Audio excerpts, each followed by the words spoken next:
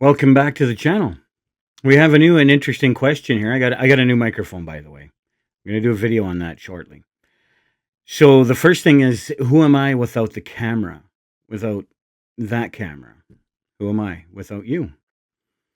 And it's an interesting question because who am I when I'm not documenting my life? Who am I when I'm not channeling what I am and who I am? Like, who am I?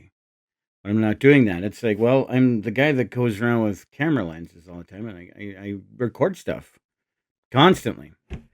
I have, umpteen different cameras. I've got, microphones. I've got all kinds of stuff. I'm always documenting something.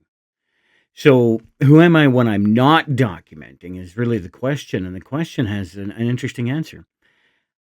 I'm just Joe every day. There's nothing special there. There's nothing really unique. I get up, I do things in the days like everybody else does. What really separates us when this happens is there's two things. Okay, so the first thing is what really separates the vloggers, the videographers, or whatever you want to call us. That is a unique kind of a person because what they do is they document everything.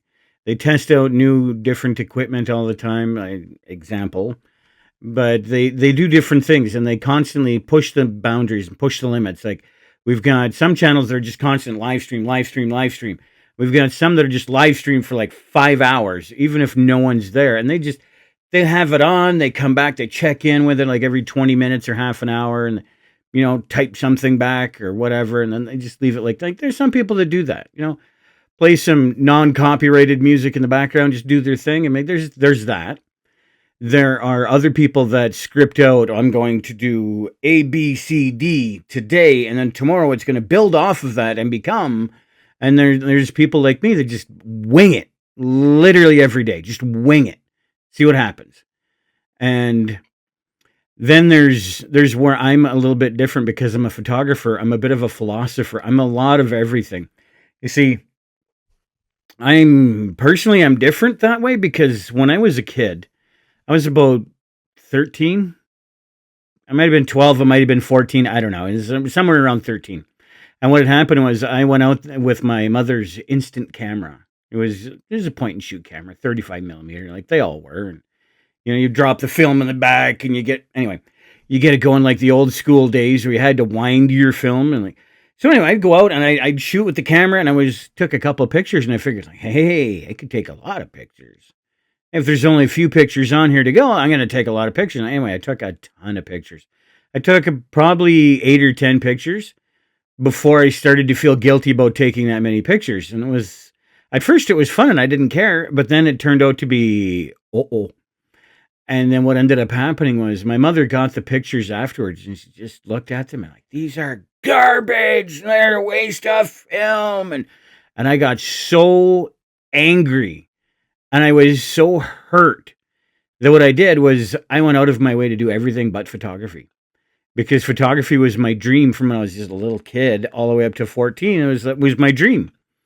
But then all of a sudden I was told that and was like, oh yeah, well, I'm going to be a carpenter. I'm going to be a baker. I'm going to be a chef. I'm going to be a truck driver. And went down a list. I mean, a list of things that I was going to do.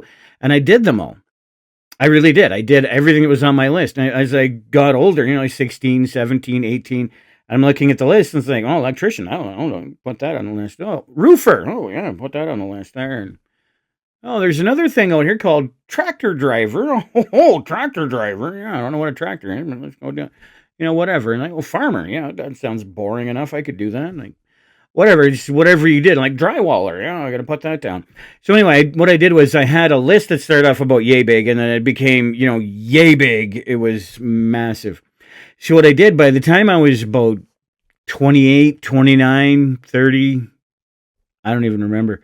But it was somewhere in that age group where I crossed the last one off my list, and I went oh, sure, what do I do now?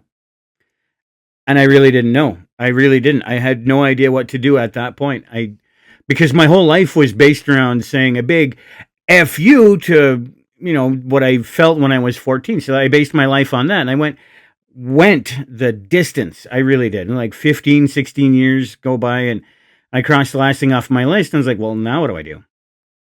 And I was like, oh, I don't know. So I went back to everything that I had done before.